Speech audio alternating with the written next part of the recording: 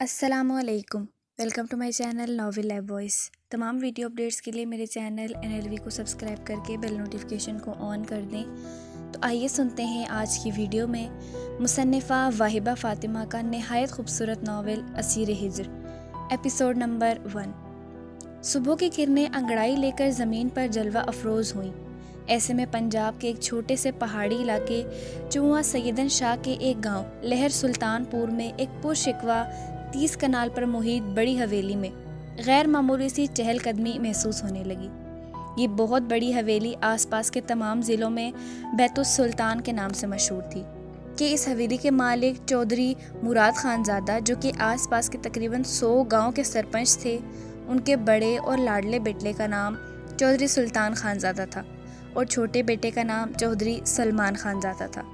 یہ حویلی سرسبز پہاڑ کی ڈھلوان پر بڑی شان سے ایستادہ یہاں آنے والے ٹورسٹ اور لوگوں کو کئی پل کے لیے مبہوت سا کر دیتی تھی۔ چودھری مراد خان زادہ کے آباء و اجداد کا تعلق چونکہ پشاور سے تھا، اسی لیے وہ خالص پختون خاندان کے تھے اور سرخ و سفید رنگت کے ساتھ لائٹ براؤن آنکھیں ان کے خاندان کی خاص پہچان۔ لہر سلطان پور کے دائیں جانب ایک گاؤں سلوئی ہے جو کہ پھلوں کے باغات کے لیے پورے پاکستان میں مشہور ہیں۔ یہ علاقہ انتہائی سرسبز و شاداب ہے۔ سلوئی میں لکاٹ، انجیر، سیب اور کیلے کے باغات ہیں۔ یہ ساری زمینیں چودھری مراد خان زادہ کی ملکیت میں شامل ہیں، جبکہ لہر سلطان پورہ سے آگے بائیں جانب سرسبز و شاداب گاؤں بشارت ہے۔ حویلی میں صبح کا آغاز حسب معمول حمد و ثنا سے ہوا تھا۔ ایسے میں وہ دونوں گاؤں کی مسجد سے ڈھلوانی پتھریلے رستوں پر خرامہ چلتے حویلی کی جانب لوٹ رہے تھے۔ ان میں سے ایک سلمان خان زادہ کا بڑا 8 سالہ بیٹا اریب سلمان خان زادہ تھا اور دوسرا سلطان خان زادہ کا بڑا اکلوتا لاڈلا 7 سالہ بیٹا یشم سلطان خان زادہ تھا۔ ان دونوں کو آج کل داجی کی جانب سے سختی سے احکامات تھے کہ وہ صبح فجر گاؤں کی مسجد میں ادا کر کے پورے گاؤں کا چکر لگا کر واپس حویلی آیا کریں۔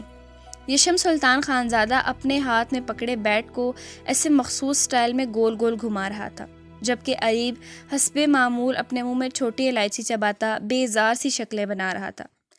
آج میرا بالکل دل نہیں چاہ رہا تھا اس پیدل مارچ کو۔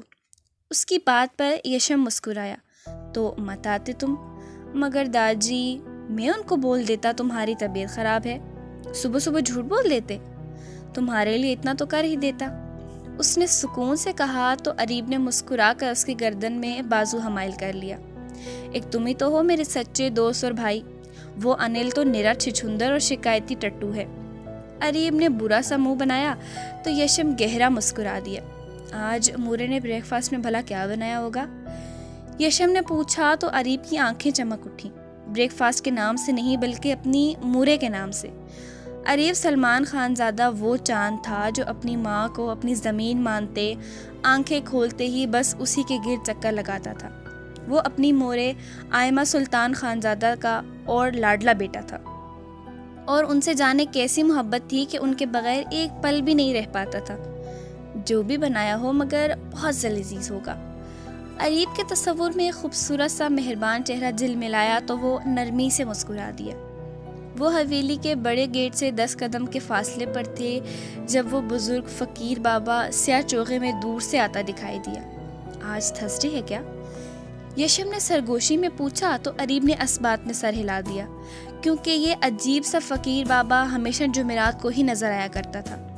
کوئی غیر مرئی طاقت تھی کہ وہ دونوں اپنی جگہ پر کھڑے ہو گئے اور سامنے سے اس کی سرخ آنکھیں دیکھیں، گلے میں منکوں کی ڈھیروں کی مالائیں، ہاتھ میں سیاہ کشکول اور لمبی سفید داڑھی۔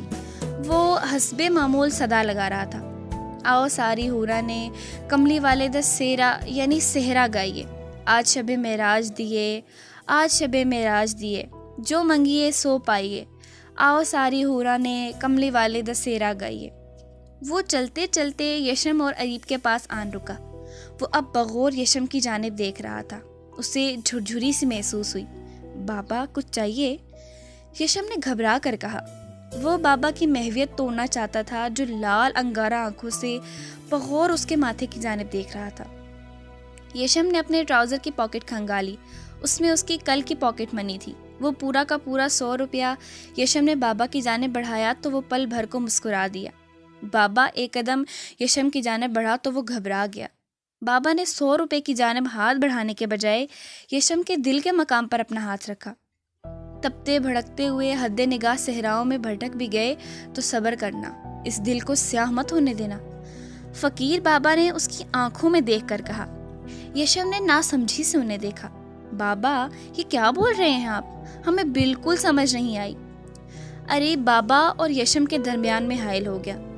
رب کو سمجھ کر کہنا بہت مشکل ہے بچے، مگر جس نے اسے پا لیا اس نے دنیا اور آخرت دونوں پا لی۔ آج ساری حورا نے کملی والدہ سے راہ گئی ہے۔ وہ پھر اپنی ہی راگ پر سر دھنتا وہاں سے نکلتا چلا گیا۔ یشم اور اریب دیر تلک اسے جاتا دیکھتے رہے۔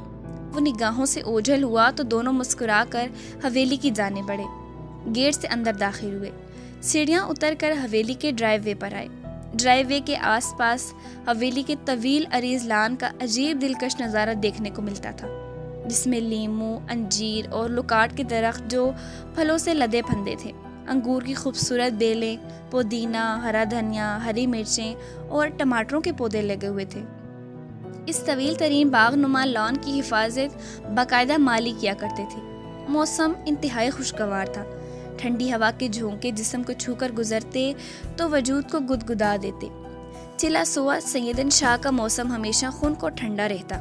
جون جولائی میں 1-2 دفعہ ہفتہ محسوس ہوتا کہ واقعی گرمی ہے، مگر باقی 10 سے 11 ماہ موسم ٹھنڈا یخ بستا اور ابر آلود رہتا تھا۔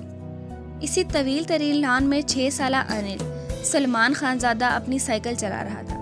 وہ دونوں اس تک آئے تھے۔ آپ لوگ آ گئے؟ نہیں، ہمارے بھوت آئے، اریب نے بول کر اپنے لب دبائے۔ یشم مسکرایا۔ لالا، سیدھے سے سوال کا کبھی ڈھنگ سے ہی جواب دے دیا کرے۔ اس نے منہ بنایا۔ تم سوال سیدھا سا پوچھ لیا کرو تو جواب بھی سیدھا ہی ملے گا نا۔ اریب نے لاپرواہی سے کندھے اچکائے۔ اب اگر تمہاری سائیکلنگ کا شوق پورا ہو گیا ہو تو اندر تشریف لے چلو، بریک فاسٹ کے بعد اسکول کی تیاری بھی کرنی ہے۔ یشم نے کہا تو وہ مسکرا دیا۔ وہ تو ذرا آج مشکل ہے۔ اس نے کان کھجایا۔ اور وہ کیوں؟ اریب نے اسے مشکوک نگاہوں سے دیکھا کہ جتنا وہ ڈرامے باز تھا، اسکول سے چھٹی کرنے کا پھر کوئی نہ کوئی خرافاتی منصوبہ نہ بنا بیٹھا ہو۔ شک مت کرے لالا، کیونکہ آج مورے نے خود کہا کہ ہم میں سے کوئی بھی اسکول نہیں جائے گا۔ اس کا اطمینان قابل دید تھا۔ واٹ؟ اریب کو اچھا خاصا جھٹکا لگا۔ اور وہ کیوں بھلا؟ مجھے نہیں معلوم، مگر صبح جب مورے کے کمرے میں گیا تھا تو ان کے روم میں ایک فیری تھی۔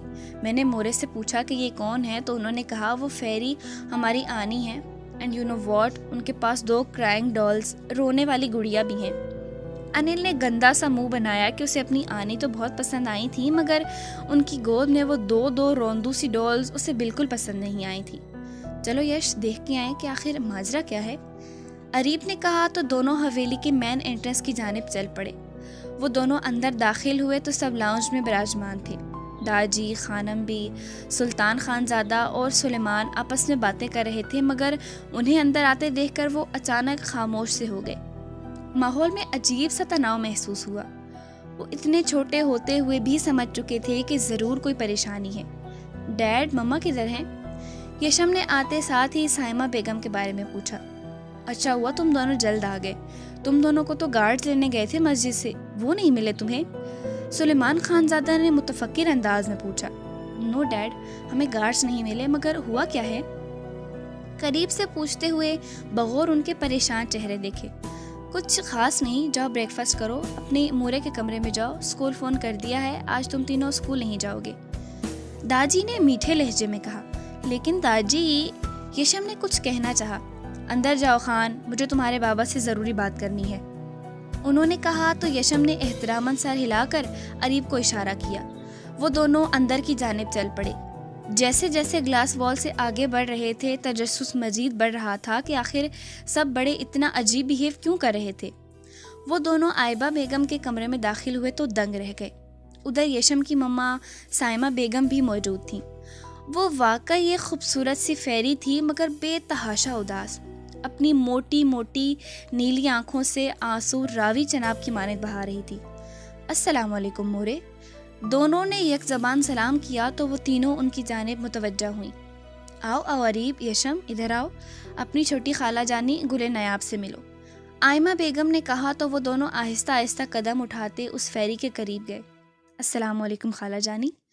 انہوں دونوں نے سلام کیا تو وہ ان دونوں کو گلے لگا کر چومتے ہوئے پھر سے رو پڑی، جبکہ وہ دونوں حیران پریشان تھے کہ اچانک ان کی یہ خالہ کہاں سے آ گئی تھیں، جن کے بارے میں انہیں اس سے پہلے سرے سے معلوم ہی نہیں تھا، نہ ہی وہ پہلے کبھی دکھائی دی تھی۔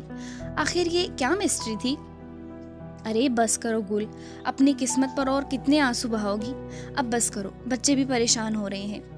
سائمہ بیگم نے نرمی سے کہا، خالہ جانی کیا ہوا ہے آپ کو؟ آپ ہمیں بتائیں، ہم دونوں مل کر آپ کی پرابلم سالو کر دیں گے، کیوں اریب لالا؟ یشم ان کے آنسو دیکھ کر بے چین ہوا، جبکہ اس کی بات پر وہ نرمی سے مسکرا دی۔ نہیں، اب تم دونوں مجھے مل گئے ہو نا، تو مجھے کوئی پرابلم نہیں ہوگی۔ گل نے یشم کا خوبصورت اور معصوم چہرہ چوما۔ تو پھر آپ رونا بند کریں۔ یشم نے ان کا چہرہ صاف کیا۔ وہ دونوں ادھر ادھر دیکھتے ہوئے کسی چیز کے متلاشی بھی تھے۔ دراصل انہیں انل کے چھوڑے شوشے کے مطابق 2 کرائنگ ڈالز دکھائی نہیں دے رہی تھی۔ آج میرے بچے بریک فاسٹ میں کیا کھائیں گے؟ آئمہ بیگم نے حسب معمول اریب کو اپنے سامنے بٹھا کر نرمی سے اس کے بال درست کیے۔ مورے، داجی نے یہ کیوں کہا کہ ہم اسکول نہیں جائیں گے؟ اریب کا چھوٹا سا ذہن اب بھی الجھن کا شکار تھا، کیونکہ تمہاری خالہ جانی آج برسوں کے بعد حویلی آئی ہیں اور تمہارے خالو جانی اللہ تعالیٰ کے پاس چلے گئے ہیں، اسی لیے بہت اداس ہیں۔ تو آج ہم چاہتے ہیں کہ تم تینوں بچے سارا دن اپنی خالہ جانی کے پاس رہو، ان کا دل بہلاؤ، انہیں اسمائل کرواؤ۔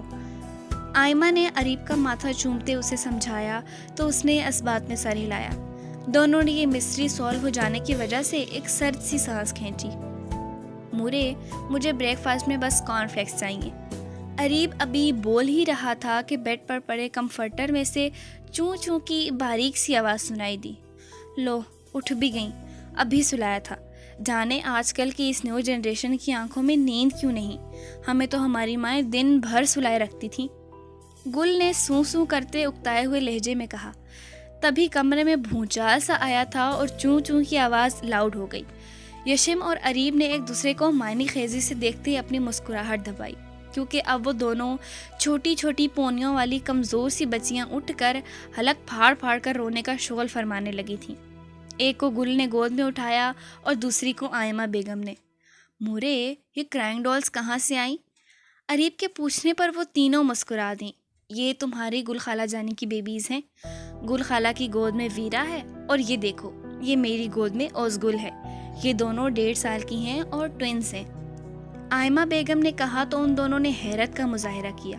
ایک تو ان دونوں کی شکلیں بالکل نہیں ملتی تھیں، دوسرا جو بیبی گل خالہ کی گود میں تھی وہ صحت مند تھی، اور جو آئمہ بیگم کی گود میں تھی وہ کمزور اور سوکھی سڑی ہونے کی وجہ سے اس ویرا سے بالکل چھوٹی دکھائی دے رہی تھی۔ پر ماما، ان کے تو فیس آپس میں نہیں ملتے۔ اریب نے حیرت سے اوزگل کی ناک کو شہادت کی انگلی سے چھونا چاہا، مگر وہ بے تحاشا گوری نیلی آنکھوں والی گڑیا سوکھی سڑی انتہائی سڑیل شکلیں بنا رہی تھی۔ تبھی اریب کی انگلی اپنے منہ کے سامنے والے چاز تیز ترین آروں یعنی دانتوں میں پھنسا کر زور سے کاٹی کر دی۔ آؤچ! اریب اس اچانک حملے پر اپنی جگہ پر اچھل پڑا۔ مما، یہ تو چھوٹی سی وائٹ میمی گل ہے، اس نے بھی جل کر کہا تو سب پہلی مرتبہ کھل کر ہنس دیے۔ یہ ڈال تو بہت ہی کیوٹ ہے، بالکل غفران کی طرح۔ یشم نے ویرا کی گال کھینچتے بہت محبت سے اپنی چھوٹی 2 سالہ بہن کا نام لیا۔ مما، غفران نہیں اٹھی ابھی تک؟ نہیں، وہ سو رہی ہے، سائمہ بیگم نے نرمی سے کہا۔ سچ شکر کہ گل کا دھیان بٹ گیا تھا اور اب وہ پوری طرح بچوں کی جانب متوجہ تھی۔ مورے، یہ اتنا کیوں روتی ہے؟ اریب نے اب بھی ماں کی گود میں موجود اس کرائنگ ڈال کو حلق کے بل روتے ہوئے بیزاری سے دیکھا۔ اوزگل کو اپنی گود میں اٹھا کر ذرا باہر لے کر جاؤ نا، تو یہ بہل جائے گی۔ آئمہ نے اس کی بیزار شکل دیکھ کر مسکراتے ہوئے کہا، نو مورے، اس نے مجھے کاٹی کی، اب تو میں اسے بالکل نہیں اٹھاؤں گا۔ اریب نے منہ بنایا، جبکہ یشم ویرا کو اپنی گود میں بھر کر اب اسے ادھر ادھر گھمانے لگا۔ اریب، ایسے نہیں بولتے، یہ پیدائشی کمزور ہے اور اسی کمزوری سے بیمار رہتی ہے۔ چھوٹی سی بیبی ہے، بہن ہے تمہاری، اٹھا لو نا۔ آئمہ بیگم نے کہا تو اس نے بادل نخواستہ اس جیتے جاگتے بھونپوں کو گود میں اٹھا ہی لیا، اور حیرت انگیز طور پر وہ اس کی گود میں آ کر خاموش بھی ہو گئی۔ اپنی بڑی بڑی آنکھوں سے اریب کو حیرت سے دیکھنے لگی۔ اریب نے اس کے چپ ہونے پر شکر کا کلمہ پڑھا۔ چلو میمی گل، تمہیں اپنا لان دکھاؤں۔ یشم اور اریب ان دونوں کو لے کر باہر نکل گئے۔ ایبٹ آباد کے ضلع ٹھنڈیانی کے ایک چھوٹے سے گھر میں اس وقت دھوئیں کے مرغولے سے اٹھ رہے تھے۔ رات کے تقریباً 10 بجے کا وقت تھا۔ وہ 2 کمروں پر مشتمل ایک چھوٹا سا گھر تھا۔ وہ گھر جہاں سے ہر وقت رونے سی کی آوازیں آیا کرتی تھیں، آج اس گھر میں ایک عجیب سی رونق لگی ہوئی تھی۔ ہنا چولہانی یعنی مٹی کے چولہے سے اٹھی اور ایک نظر دوسرے کمرے میں گہری نیند سو رہی اپنی 1.5 سالہ ننھی پری کو ایک نظر دیکھ کر واپس آئی اور جلدی جلدی ہاتھ چلانے لگی۔ تبھی اس کا بھائی جو لاہور سے آیا تھا وہ اندر سے اٹھ کر اس کے چھوٹے سے چولہے تک آیا۔ ارے بس کر مر جانی ہے، کیوں اتنا ہلکان ہو رہی ہے میری بچی؟ کہا تو تھا کہ اگر گھر میں کچھ نہیں ہے تو باہر سے لے آتا ہوں کھانا۔ ارے نہیں اشرف بھا، میں نے گرم گرم روٹی ڈال دی ہے، دال پکی پڑی ہے، روٹی پر مکھن لگا دیا ہے، بس لا ہی رہی تھی اندر۔ میں نے اتنی رات کو اتنی ٹھنڈ میں اپنی بچی کو وقتے یعنی مصیبت میں ڈال دیا ہے۔ اشرف جھنجھلایا۔ نہیں بھا، کیسی باتیں کر رہے ہیں آپ، چلے اندر، ہنا نے کہا اور چھاوا اٹھا کر اندر کی جانے پڑی۔ اشرف بھی اپنی گڑیا کو مسکراتے دیکھ کر اس کے پیچھے چلا آیا۔ وہ چارپائی پر براجمان ہوا جس پر ہنا نے ابھی نیا گدا اور چادر ڈالی تھی۔ ہنا پائنتی کی جانب بیٹھ گئی۔ بسم اللہ کرو بھا، ہنا نے کہا تو اشرف نے کھانا کھانا شروع کیا۔ وہ وقتاً فوقتاً ایک گہری نگاہ اپنی گڑیا پر ڈال لیتا جو جانے بار بار گھبرا کر اپنی آستینیں کیوں درست کر رہی تھی۔ عبید گھر واپس نہیں آیا اب تک، جبکہ اتنی رات ہو چکی ہے اور وہ اچھی طرح جانتا ہے کہ تم اور دہی رانی اس وقت گھر میں بالکل اکیلے ہو۔ اشرف کے ماتھے پر بل پڑے تھے۔ نہیں بھا، وہ مجھے بتا کر گئے تھے کہ رات کو ذرا دیر ہو جائے گی تو میں گھر کو اچھی طرح لاک لگا کر رکھوں۔ ہنا نے جلدی سے صفائی پیش کی۔ پانی؟ اشرف نے کہا تو وہ چارپائی کے نیچے زمین پر پڑا گلاس اٹھانے کو جھکی، تب اشرف کی نظر اس کی کلائی پر موجود اس نیل پر پڑی۔ یہ کیا ہے گڑیا؟ اشرف نے کڑے تیور لیے اس کی جانب دیکھتے اس کی کلائی کی جانب اشارہ کیا۔ کچھ نہیں بھا، کچن میں کام کرتے چوٹ لگ گئی تھی۔ ہنا نے نگاہیں چرائیں۔ ہنا سچ بول، وہ ٹھیک تو رکھتا ہے نا تجھے؟ اشرف کے لہجے میں فکر ہی فکر تھی۔ جی بھا، وہ بہت محبت کرتے ہیں مجھ سے اور میں بہت خوش ہوں۔ ہنا نے مسکرا کر کہا۔ اور سوہن دہی رانی کا بھی خیال رکھتا ہے؟ اشرف نے پوچھا۔ جی بھا، سوہن کے بغیر تو 1 سیکنڈ نہیں رہتے۔ ہنا نے پھر جھوٹ کا انبار لگایا۔ چل، کھانا کھا لیا ہے میں نے، تو بھی آرام کر، صبح بات کریں گے۔ وہ بدبخت آ گیا تو میں دروازہ کھول دوں گا، تو جا آرام کر۔ وہ جو سب سمجھتا تھا ہنا کو کہا تو وہ چپ چاپ برتن سمیٹ کر کچن میں چلی گئی، مگر اشرف کی لامتنائی سوچوں نے اس کی آنکھوں سے نیند چرا لی تھی۔ چٹاخ! پورے ہال میں تھپڑ کی آواز گونجی تھی۔ ارے حرام خورو، خارشی کتوں، میں پوچھتا ہوں وہ گئی تو گئی کہاں آخر؟ کس کی اتنی ہمت ہوئی؟ کس نے اسے میرے تہخانے سے نکالا؟ اور نکالا تو نکالا، اسے اپنے گھر میں پناہ بھی دے دی، مجھ سے چھپا بھی لیا۔ وہ بے خاندان کی جیت کی نشانی ہے، ونی میں آئی ہے وہ، اب چاہے ہماری رکھیل بنے یا کچھ، اسے اپنی زندگی یہیں گزارنی ہے۔ وہ اور اس کی بیٹیاں ہماری زر خلید غلام ہیں، میں اس کی جگہ تم سب کی قبریں یہیں کھود دوں گا۔ اب وہ ذلیل شخص منہ سے مغلظات بک کر جھاگ اڑا رہا تھا۔ وہ حارث بیگ تھا اور اس وقت اس فرعون آدمی نے اپنے ہی آدمیوں کو ٹھوکروں کی زد میں رکھا ہوا تھا۔ مجھے بتاؤ کس نے مخبری کی اس کی؟ کون ہے آستین کا سانپ؟ کس نے غداری کی مجھ سے؟ وہ کیسی نکلی یہاں سے آخر؟ وہ پھر چنگاڑا۔ معاف کر دیں بیگ صاحب، معاف کر دیں، ہم کہیں سے بھی اسے ڈھونڈ کر لائیں گے اور جو ہمارے راستے میں آیا اس کا کام تمام کر دیا جائے گا، مگر ہم آپ سے قدموں میں لا کر گرائیں گے، آپ بے فکر رہیں۔ اس کا آدمی اس کے پیروں میں گرا۔ 1 دن، بس 1 دن ہے تمہارے پاس، مجھے کہیں سے لا کر دو وہ جس نے حارث بیگ سے دشمنی مول لے کر اس کو یہاں سے نکالا اور پناہ دی، اس کا پتہ لگاؤ، مجھے پوری نسل ختم کرنی ہے اس کی۔ بیگ صاحب، میرا خیال ہے وہ چودھری مراد خانزادہ ہے جس کی اتنی جرت ہو سکتی ہے۔ اس کے ایک خاص آدمی نے اسے بہت پتے کی بات بتائی۔ ٹھیک ہے، پتہ کرواؤ کہ واقعی اس کے پیچھے اس خانزادہ کا ہاتھ ہے، اگر ہے تو یہ دشمنی اسے مبارک، اور کافی مہنگی پڑے گی کہ حارث بیگ اس بلا کا نام ہے جس کی صفاقی سے اس کا سگا بھائی بھی نہ بچ سکا۔ میں نے اپنے بھائی کو منو مٹے تلے دفنایا ہے تو خانزادوں کی نسل مٹانا میرے لیے کون سا مشکل کام ہوگا۔ اس نے انتہائی سفاکی اور خباثت سے اپنے بندے کے کان میں سرگوشی کی۔ آپ فکر مت کریں بیگ صاحب، میں پتہ لگاتا ہوں۔ اس درندے کے آدمی نے کہا تو وہ خباثت سے مسکرایا کہ جانتا تھا کہ اب اس کا وہ مکار آدمی اس کی خبر پاتال سے بھی نکال لائے گا۔ وہ اپنے بستر پر دراز کب سے کروٹ پر کروٹ بدل رہی تھی۔ اس کی ننھی پری ماں کی فکروں پریشانیوں سے بے خبر اس کے پہلو میں گہری نیند سو رہی تھی۔ اس نے سوہن کا معصوم چہرہ دیکھا اور پھر سے گہری سوچ میں چلی گئی۔ ہنا لاہور میں اپنے بھائی کے ساتھ رہتی تھی۔ اس کی پیدائش سے پہلے اس کے بابا کا انتقال ہو گیا تھا۔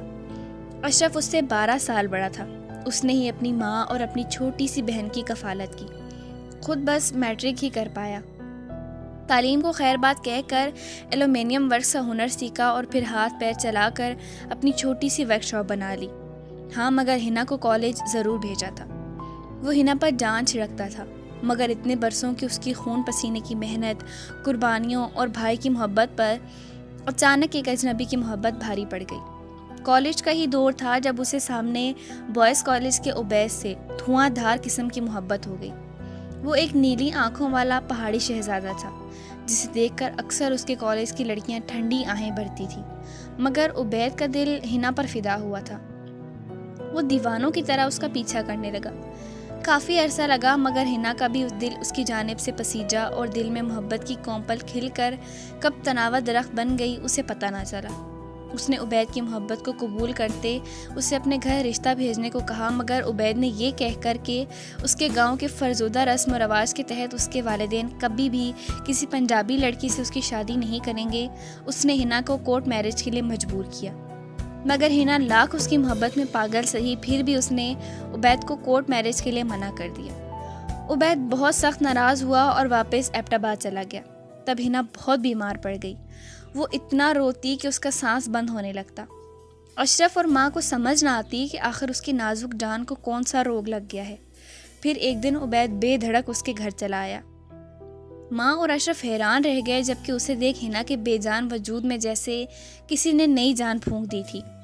عبید نے سیدھی طرح آ کر اشرف سے وہی بات کی جو وہ ہنا سے کر چکا تھا کہ وہ ہنا سے نکاح کرنا چاہتا ہے، لیکن اپنی والدین کی مرضی کے بغیر۔ کوئی نہیں جانتا تھا کہ اس کے سر میں کیا چل رہا ہے۔ تب اشرف نے صاف منع کر دیا، یہ کہہ کر کہ وہ اپنے گھر کی عزت کو یوں چوروں کی طرح اس کے حوالے نہیں کرے گا۔ اگر اس کے والدین عزت سے آ کر ہنا کا ہاتھ اس لیے مانگتے ہیں تو اسے کوئی اعتراض نہیں۔ اشرف نے منع کیا تو عبید کو خوب تڑکا لگا۔ وہ پھر سے ناراض ہو کر چلا گیا اور ہنا مرنے والی ہو گئی۔ اس نے بہت احتجاج کیا، کھانا کھانا چھوڑ دیا اور عبید کی محبت میں پوری طرح بغاوت پر اتر آئی۔ اشرف نے اسے بہت سمجھانے کی کوشش کی، مگر اس وقت اس کی آنکھوں پر عبید کی محبت کی ایسی پٹی بندھی تھی کہ نہ اسے کچھ دکھائی دیتا تھا نہ سنائی دیتا تھا۔ اسے آج بھی اپنے بھائی کے الفاظ کانوں میں گونجتے تھے، یہ اس آدمی کی کیسی محبت ہے دہی رانی، جو تمہیں عزت دینے کے بجائے بے عزت کرنے پر تلی ہوئی ہے۔ کیا کہیں اس کے گاؤں کے لوگ کہ جانے کسے بھگا کر لایا ہے۔ لڑکی کا کوئی والی وارث نہیں تھا جو بھگا کر رخصت کر دیا۔ اس شخص کے ماں باپ نے تمہیں اپنایا تو وہ بھی تمہاری عزت اور قدر کرے گا، نہیں تو یہ 4 دن کا محبت کا بھوت جب سے اترے گا تو وہ آزاد ہوگا۔ شتر بے مہار جو چاہے گا تم سے سلوک کرے گا، کوئی کہنے سننے والا نہیں ہوگا۔ میری بچی، میری بات کو سمجھو، خود کی قدر اور عزت کرواؤ۔ اگر وہ اتنی ہی تم سے محبت کرتا ہے تو اپنے ماں باپ کو لائے اور عزت سے تمہیں بیاہ کر لے جائے، نہیں تو اس خود غرضی اور رسوائی والی محبت سے تو صبر اچھا۔ اشرف نے اسے ہر طرح سے سمجھانے کی کوشش کی، مگر وہ نہ مانی۔ موت کے منہ میں پہنچی تب اشرف کو اپنی ضد سے دستبردار ہونا پڑا۔ اشرف نے اپنے گھر میں 4 رشتہ دار بلا کر خاموشی سے اسے عبید کے نکاح میں دے دیا۔ وہ 2-3 دن ان کے پاس رہے، پھر جانے اس آدمی کو کیا سوجھا کہ وہ اسے لیے ایبٹ آباد جانے کی رٹ لگانے لگا۔ اشرف کو اس کا رویہ، اس کی عادتیں، اس کی فطرت بہت مشکوک اور عجیب لگی تھیں۔ وہ ہنا کی جانب سے عجیب طرح سے دھرنوں اور وسوسوں کا شکار ہی رہا۔ بہرحال بامر مجبوری ہی صحیح، اسے ہنا کو اس کے ساتھ رخصت کرنا ہی پڑا۔ کافی خوشکن خیالات کے ساتھ ہنا نے ایبٹ آباد کی پتھریلی سرزمین پر اس خیال سے قدم رکھا کہ وہ اپنے خلوص اور خدمت گزاری سے اپنے سسرال والوں کا دل جیت لے گی۔ عبید نے اس کا ہاتھ تھاما ہوا تھا اور اب اپنے گھر میں اپنے والدین کے سامنے کھڑا تھا۔ اس کے ساس سسر، 2 نندیں اور ایک جیٹھ ان کے سامنے کھڑے ہنا کو بخور دیکھ رہے تھے، جبکہ ہنا کی اپنے جیٹھ کی لپ لپاتی نگاہوں سے کراہیت سی محسوس ہوئی۔ عبید کے بتانے کی تھیر تھی کہ وہ ہنا کو یہاں کیوں اور کس حیثیت سے لایا ہے۔ مغلظات اور گند کا ایسا طوفان اٹھا کہ ہنا کو سب کے سامنے اپنے کانوں پر ہاتھ رکھنا پڑا۔ کہاں سے اٹھا کر لائے ہو اس بدذات حرافہ کو؟ کون سے بازار کے گٹر سے اٹھا کر لائے ہو؟ شکل سے ہی بازارو لگ رہی ہے۔ یہ اس کی کنواری نند کا فرمان تھا اور خود کے لیے ایسے الفاظ سن کر ہنا کا دل کیا زمین پھٹے اور وہ اس میں سما جائے، جبکہ اس نے دیکھا عبید اطمینان سے یوں کھڑا تھا جیسے یہ سب گالم گلوچ سننا اس کے لیے روزمرہ کی روٹین یا عام سی بات ہو۔ ہنا نے بے تحاشا روتے اس کی پشت پر چھپ کر اس کی شرٹ مٹھیوں میں جکڑ لی۔ عبید اس کا خوف سمجھ گیا۔ آخر کیا تکلیف ہے آپ لوگوں کو؟ نکاح کیا ہے میں نے اس سے، شریف گھرانے کی لڑکی ہے یہ۔ گالی، اب مجھے کمرے میں جانے دیں۔ آپ لوگوں نے یہیں عدالت لگانی ہے کہ کمرے میں جانے دینا ہے؟ عبید چلایا تھا۔ ہنا کو ایک مرتبہ پھر اس کا لہجہ اور زبان سن کر صدمہ لگا، مگر اس وقت کچھ زیادہ سوچنے کا موقع کب ملا۔ عبید کے گھر والوں نے اسے قبول نہیں کیا اور گہری رات میں ان کو گھر سے نکال دیا۔ وہ اسی لیے وقتی طور پر اپنے ایک دوست کے گھر چلا آیا۔ ہنا سہمی سی تھی۔ وقت ہاتھ سے بھربھری ریت کی طرح پھسل گیا تھا۔ لگتا تھا وہ زندگی کی اس قدر اہم معاملے میں کچھ غلط انتخاب کر بیٹھی تھی۔ اب بھی وہ اس پسماندہ اور عجیب سی اس ہلن کی بدبو زدہ بیٹھک میں سر ہاتھوں میں گرائے بری طرح رو رہی تھی جب عبید اندر داخل ہوا۔ آتے ساتھ ہی اس کا رونا دھونا دیکھ کر عبید کے ماتھے پر بل آئے تھے۔ وہ دروازہ بند کر کے بڑی بے تکلفی سے اس کے قریب چارپائی پر آ کر بیٹھا تھا۔ ہنا بے اختیار ہی گھبرا کر اس سے دور ہوتی فاصلہ قائم کر گئی۔ عبید کے ماتھے کے بلوں میں مزید اضافہ ہوا۔ اب تجھے کیا ہوا؟ کیوں آنسو بہا رہی ہے؟ گھر سے ہی نکالا نا تو کیا ہوا؟ میرے ہاتھ پیر ٹوٹے ہوئے ہیں کہ تیرے لیے ایک مکان کا بندوبست بھی نہیں کر سکوں گا؟ میں مر گیا ہوں کیا؟ وہ اس کے آنسوؤں سے چڑھ کر بولا۔ ایسے تو مت بولیں آپ عبید، مجھے بہت ڈر لگ رہا ہے۔ وہ اب بھی سہمی ہوئی تھی۔ امید کی لال انگارہ آنکھیں دیکھ کر، وہ ڈگمگاتے قدم دیکھ کر مزید خوفزدہ ہوئی تھی۔ بہت اچھی بات ہے، تیرا ڈرنا آج مجھے بہت اچھا لگے گا۔ ویسے بھی اس خاص رات میں ہر شریف لڑکی خوفزدہ ہی رہتی ہے۔ وہ چارپائی پر نیم دراز ہو کر اس سے کھینچ کر اپنے کشادہ سینے پر گراتا ہوا معنی خیزی اور گھمبیرتا سے بولا، چل اب رونا بند کر، مجھے ان خاص اور قیمتی لمحات میں یہ آنسو نہیں چاہیے۔ عبید نے نرمی سے اس کے گالوں سے آنسو صاف کیے اور اس کے گداز وجود کو خود میں سمیٹنے لگا۔ عبید پلیز رکے نا، یہ ہمارا گھر نہیں، مجھے اچھا نہیں لگ رہا، میں کمفرٹیبل نہیں ہوں، پلیز۔ اسے ناقابل برداشت گستاخیوں اور بے باکیوں پر اترتے دیکھ کر وہ گھٹی گھٹی آواز میں کہتی پھوٹ پھوٹ کر رو دی، ہے نا کیا تکلیف ہے تجھے؟ کیوں فضول کے نخرے کر کے میرا موڈ برباد کر رہی ہو؟ کیوں کمفرٹیبل نہیں ہو؟ کہا تو ہے کل کو بندوبست کر دوں گا اپنے گھر کا۔ وہ دھیمے مگر گرجدار آواز میں غرایا۔ گرفت میں اس قدر سختی آئی کہ ہنا مچل گئی۔ عبید، مجھے لگ رہا ہے جیسے ہمیں کوئی دیکھ رہا ہے، پلیز کل تک انتظار کر لینا، میں آپ کی ہی تو ہوں، کل آپ جیسے چاہیں مجھے اپنا بنا لیجیے گا۔ ہنا اب منتوں ترلوں پر اتر آئی، مگر نہیں جانتی تھی کہ وہ ایک خودغرض انسان ہے جسے اپنی غرض کے سامنے کچھ نظر نہیں آتا۔ تیرا دماغ خراب ہو گیا ہے، فضول کے وہم پال رہی ہے۔ عبید نے اٹھ کر 0 پاور کی لائٹ بھی آف کر دی اور پاس پڑی اون کی بڑی چادر اپنے اور ہنا کے اوپر درست کی۔ اب تو کوئی اعتراض نہیں نا؟ اب تیری آواز آئی تو سوچ بھی نہیں سکتی میں تیرا کیا حشر کروں گا۔ عبید دھیمی آواز میں اس کے کان میں غرایا۔ اس کے گرفت میں چٹانوں سی سختی تھی۔ وہ غرض کا پجاری ساری رات اپنی غرض مٹاتا رہا، جس پر ہنا کی آہوں سسکیوں کا ذرا برابر بھی فرق نہ پڑا۔ یہ اذیتیوں اور روح کو چھلنی کرنے والی وہ رات تھی جب عبید کا اصلی چہرہ اس کے سامنے کھل کر عیاں ہوا تھا، اور اس کے ہر غیر انسانی عمل نے اسے ہنا کے دل سے پوری طرح اتار دیا تھا۔ اگلے دن ہی وہ اسے لے کر اپنے گھر میں شفٹ ہوا تھا۔ یہ چھوٹا سا مکان عبید کا ہی تھا، مگر اس میں ضرورت کا کوئی سامان نہیں تھا۔ اگلے دن جب وہ اسے اس گھر لایا تو ضرورت کا سامان بھی لے آیا تھا۔ ہنا کے اس گھر میں آنے کے بعد اشرف نے کافی سارا سامان دہیج کے طور پر اپنی جانب سے اسے بھجوایا تھا، جسے لینے میں عبید نے شرمندگی کی بجائے فخر محسوس کیا تھا۔ شروع کے چند ماہ سکون سے گزرے، مگر ہنا کے حاملہ ہونے کے 3-4 ماہ بعد وہ اپنا اصلی رنگ دکھانے لگا۔ اس کی صحبت بہت بری تھی۔ جوا کھیل کر نشے میں دھت گھر واپس لوٹتا اور پھر ہنا کے وجود کو تختہ مشق بنا لیتا۔ وہ اس پر ہاتھ نہیں اٹھاتا تھا، مگر جس طرح درندوں کی طرح اپنی طلب پوری کرتا ہنا کی روح تک کانپ جاتی تھی۔ وہ برداشت کرتی رہی، اسے برداشت کرنا تھا۔ یہ زندگی اس نے خود اپنے ہاتھوں سے چنی تھی، یہ انتخاب اس کا اپنا تھا۔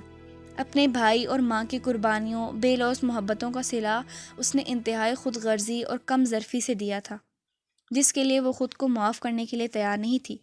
اسی لیے اس نے ہمیشہ کے لیے یہی سزا منتخب کی تھی کہ وہ اب ہمیشہ اسی درندے کے پاس رہے گی۔ پریوں جیسی بیٹی کی پیدائش پر بھی اس آدمی نے اپنا وتیرہ نہیں بدلا تھا۔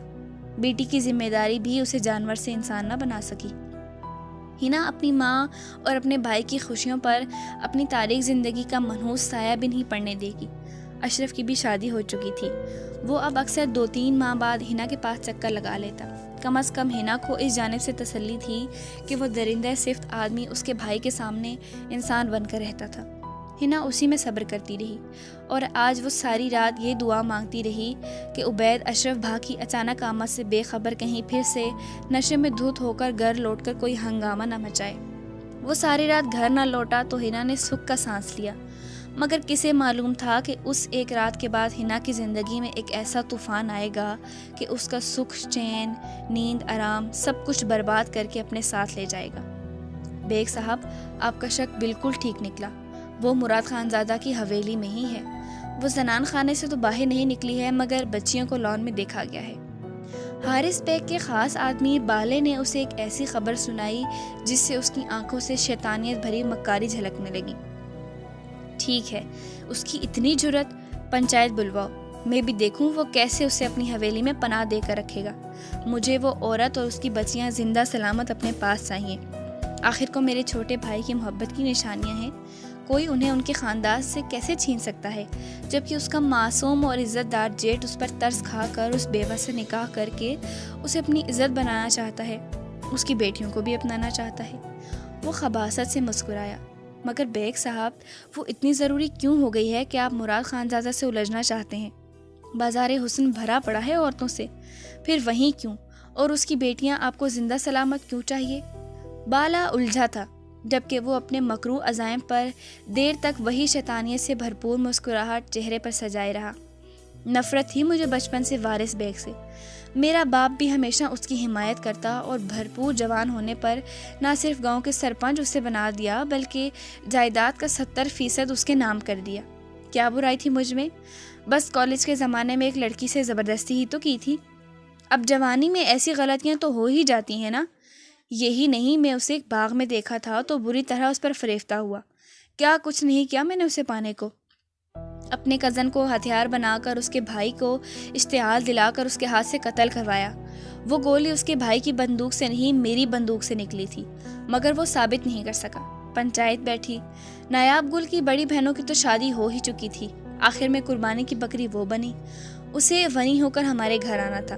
مجھے لگا میں نے اسے پا ہی لیا، مگر میرے سینے پر سانپ اس وقت لوٹے جب میرے باپ نے اسے مجھے ونی کرنے کے بجائے وارث کے نکاح میں دے دیا۔ اس بھڈے کو جانے کیسے بھنک لگ گئی تھی کہ یہ سب اسے اپنی رکھیل بنانے کو میں نے سازش کی تھی۔ وہ وارث کی بن گئی۔ اس کے اسی نوخیز حسن کی وجہ سے وارث اس کی محبت میں پاگل ہو گیا۔ میں نے 1-2 مرتبہ اس کو وارث سے چھیننے کی کوشش کی، مگر وہ بچ نکلی، اور اس نے جرأت کا مظاہرہ کرتے وارث کو بھی بتا دیا۔ کیونکہ حویلی وارث کے نام تھی تو اس نے مجھے حویلی سے نکال دیا۔ تب میں نے قسم کھائی تھی کہ اس سے اس کی ہر چیز چھین لوں گا۔ اسے میں نے اپنے ہاتھوں سے گولیوں سے چھلنی کر کے موت کے گھاٹ اتارا تھا۔ تب مجھے کتنا سکون ملا کوئی اندازہ نہیں لگا سکتا۔ لیکن میرا یہ سکون تب غارت ہوا جب مجھے پتہ چلا کہ اس کمینے نے ساری زمینیں اور جائیداد اپنی ان سوکھی سڑی بیٹیوں کے نام کر دی ہے۔ اس کی وصیت کے مطابق وہ 21 کی ہو کر ہی یہ جائیداد کسی کے نام منتقل کر سکتی ہیں، اس سے پہلے نہیں۔ 21 سے پہلے مر گئیں تو بھی جائیداد ایدھی سینٹر کے نام منتقل ہو جائے گی۔ مجھے ہر قیمت پر وہ عورت اور اس کی بیٹیاں چاہیے۔ مجھے اسے اپنی رکھیل بناؤں گا۔ اس کی بیٹیوں کو بھی جوان ہونے پر ذلیل و رسوا کروں گا۔ وہ میری جیت کی نشانی بن کر ہمیشہ میری جوتی کے نیچے رہیں گی۔ میں اس کا وہ حشر کروں گا کہ قبر میں بھی اس کے شوہر کی روح تک پھڑ پھڑائے گی۔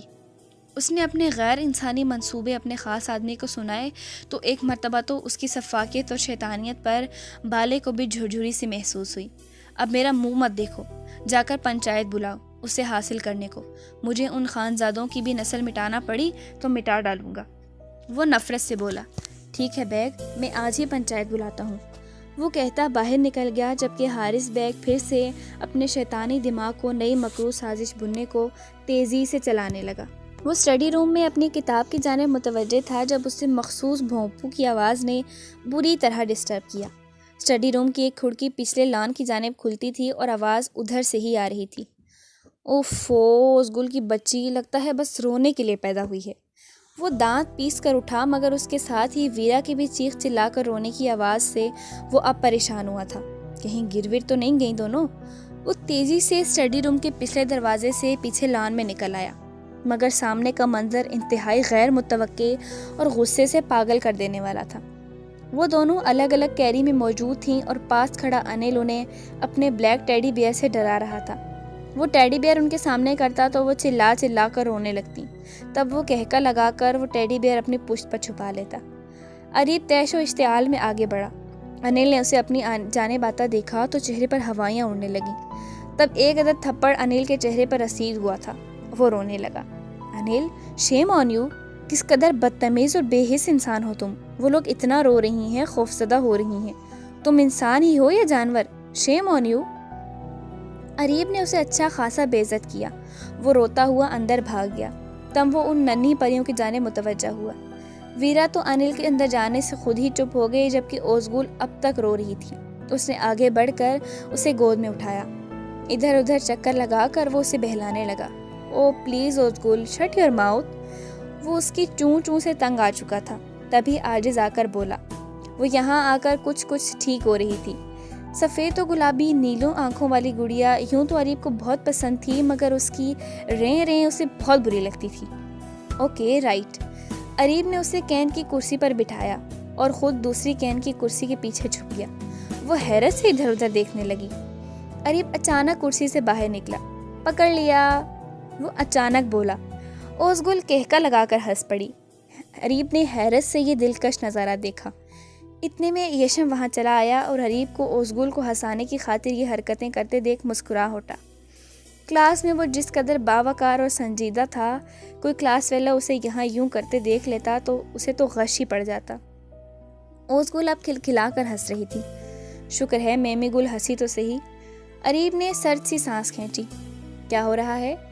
یشم سامنے آیا تو اریب نے اسے آج کی انل کی کارستانی اس کے گوش گزار کی۔ افسوس کی بات ہے، پہلے تو وہ اپنے انٹرٹینمنٹ کے لیے اپنے پیٹس کو ٹارچر کرتا تھا، تب بابا نے اسے پیٹ رکھنے سے سختی سے منع کر دیا اور اب وہ ان حرکتوں پر اتر آیا ہے۔ اس کا مزاج درست کرنا ہی پڑے گا، یشم نے جزبز ہوتے کہا۔ تو اور کیا، دن بدن بدتمیز اور بے حس ہوتا جا رہا ہے، اریب نے بھی متفکر انداز میں کہا۔ خیر چلو، تمہیں بلانے آیا تھا۔ یو نو واٹ، پھپھو اور پریہاں آئی ہیں، خانم بلا رہی ہیں تمہیں۔ یشم نے آئمہ بیگم پیغام دینے کے ساتھ ساتھ پھپھو کی آمد کا بتایا تو اریب نے برا سا منہ بنایا۔ آ گئی سڑیت سے چندری ہمیں بور کرنے، اب زبردستی رو دھو کر ہمیں کھیل کھیلنے پر مجبور کیا کرے گی، تمہیں زبردستی دلہا بنائے گی اور خود تمہاری دلہن بنا کرے گی، ایڈیٹ۔ اریب نے پریہا خانزادہ کی دھونس جما دینے والی عادت کا سوچ کر گندا سا منہ بنایا۔ یشم کہکا لگا کر ہنس پڑا۔ اریب مزید بدمزہ ہوا۔ تم جانے کس مٹی کے بنے ہو یشم، جو اسے اتنے صبر سے جھیل لیتے ہو، میں تو کبھی نہ جھیلوں۔ چھوڑو یار، جانے بھی دو، دل رکھ لیتا ہوں بس، اور کچھ نہیں، وہ تو ہے ہی مینٹل، اب کیا ہم بھی بن جائیں؟ یشم نے مسکراتے ہوئے کہا۔ چلو اب، نہیں تو تمہارے پیچھے یہیں آن دھمکے گی چڑیل۔ اریب کی گہر افشانی پر وہ پھر سے ہنس دیا۔ یشم نے اوزگل کو گود میں اٹھایا، اریب نے ویرا کو اٹھایا اور دونوں اندر کی جانب چل پڑے۔